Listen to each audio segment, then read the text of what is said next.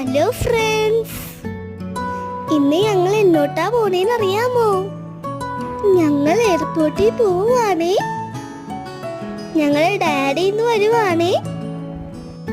ചിറ്റപ്പന്മാരും അവയും അമ്മയും ഞാനും കട്ട വേച്ചിങ്ങാണേ.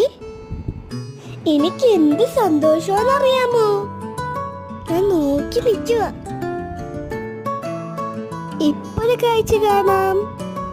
ഇനി എനിക്ക് ഒട്ടും വെയിറ്റ് ചെയ്യാൻ വയ്യ.